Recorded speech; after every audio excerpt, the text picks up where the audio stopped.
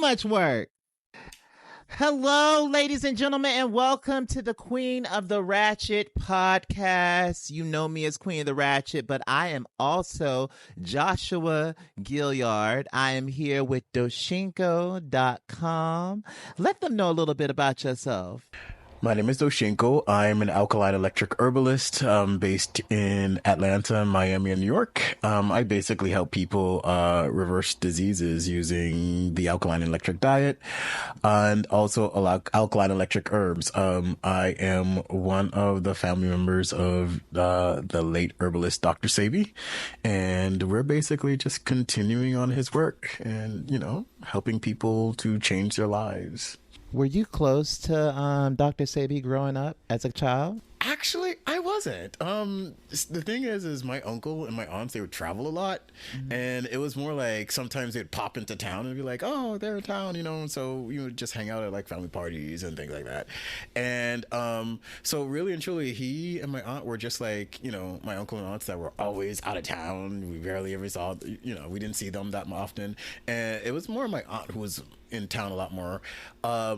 But we didn't really become close until I went to Honduras to live there. I was living in Honduras for like 3 months. Wow. And then that's when that's when we became close.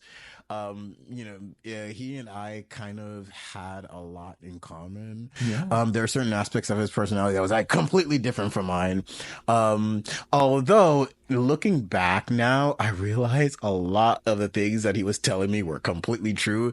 And, based on my experiences over the last couple of years, I completely understand why old man was telling me certain things. And, I was like, damn, dude was right, and the fact is the way that people know him isn't like the same that I know him. Mm-hmm. And in fact, even while I was in Honduras, I didn't even know he was famous. Yes, I knew he was, did speeches. Yes, I know he was like really close to Lisa Lopez. I've never met her, but I was, I lived in the same village that she was when she was visiting him. And, yeah, so I didn't even know at the time that he was like as famous as, he is now. He was just, my crazy uncle, Alfredo, crazy old man talking about all these, stories and I kind of wish that we all have our regrets, especially when it comes to our elders. I kind of wish I had taken more time to sit down with him and pick his head a lot more.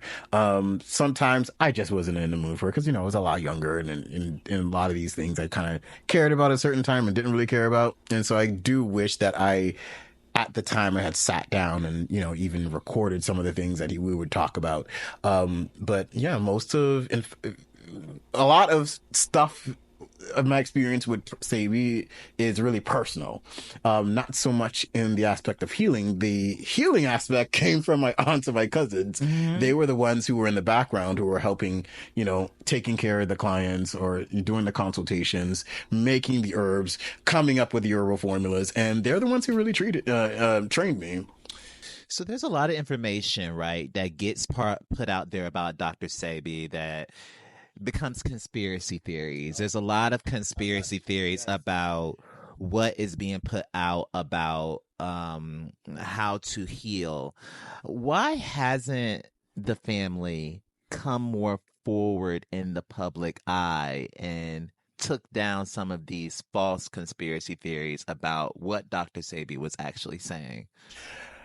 Can you be a little bit more specific about conspiracy theories? Because there are quite a few, and so certain theories would need to be addressed in certain ways. So, in order to answer your question a little bit more thoroughly, could you talk about which conspiracy theories? One of the biggest conspiracy theories, like when I was studying him, and especially when you see on TikTok, was that the government had him offed because he was putting out information about healing and the idea of what food can do, and like the idea that we shouldn't be eating certain type of things. So, and I mean, I'm not fearful of that, but do you believe that there was no this idea of like hey, you cannot say that. Let's cut him off from saying these type of things. So,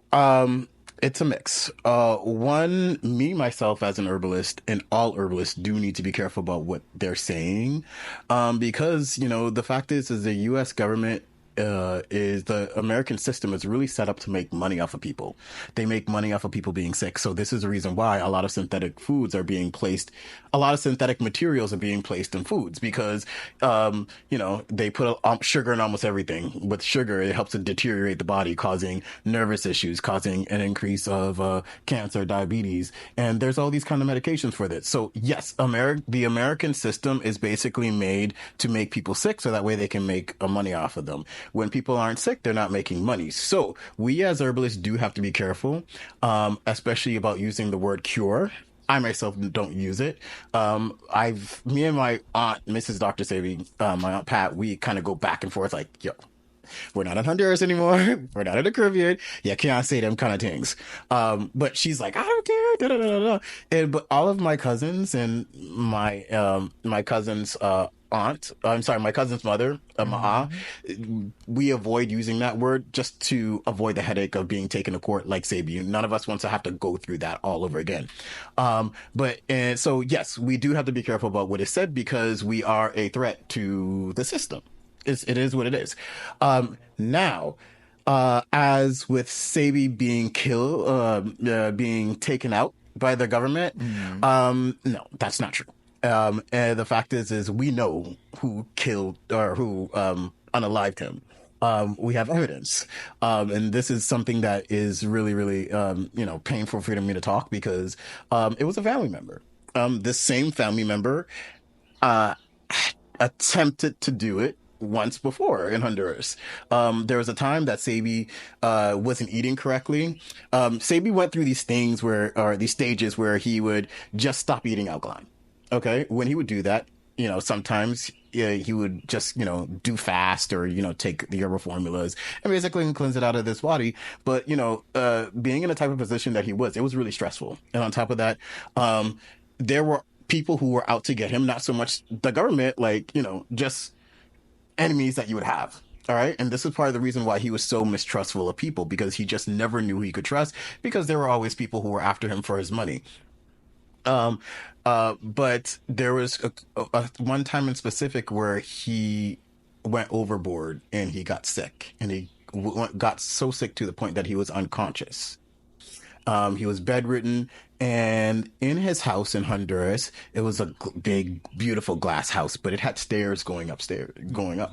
And someone during that time put Vaseline and water and oil all along the rails and all along the steps, hoping that he would come down and fall because the stairs were steep. All right. Mm-hmm. This is the same person that paid somebody else in Honduras to create a poison that was able to be snuck into the jail. And, there were other people there that were so supposedly close with him, and that probably were accessories in order to be able to sneak the poison in their body. Now, a lot of people, this may be a weird concept or a weird thought for a lot of people, but in the Caribbean, especially when it comes to spiritualists, especially when it comes to people who practice any kind of Afro religion or Afro craft, they can create poisons that can't be traced. So basically he was poisoned. And this is when he had a conversation with my cousin Usha, one of the things that he told her was, I'm going on a water fast because I can't eat anything because somebody was trying to poison me. And apparently that person was able to just put it in water or put it however, because there are certain poisons that you don't even have to ingest. You can just touch it. There's many cases where people would make powders and just leave it outside your door. You walk outside to your door barefoot and you end up poisoned. And they're not able to trace it. Somehow poison was being able to get in. And there's also a lot of things that were conveniently set up for people to make money off of his death right after. Say, for example, all of a sudden, while he was in jail, the corporation or his company in California all of a sudden was switched from an LLC to a corporation while he was in jail. So how can you sign documents to switch a company from an LLC to a corporation if you're in jail? When he dies, of course, who takes over the company? The people who were part of the corporation. So, conveniently, he dies and people are able to make money off of it. What was That's a lot. So what we're going to do is we're going to come back and talk more about Dr. Sebi because I need to ingest everything that I just heard. We will be right back after this commercial break, baby.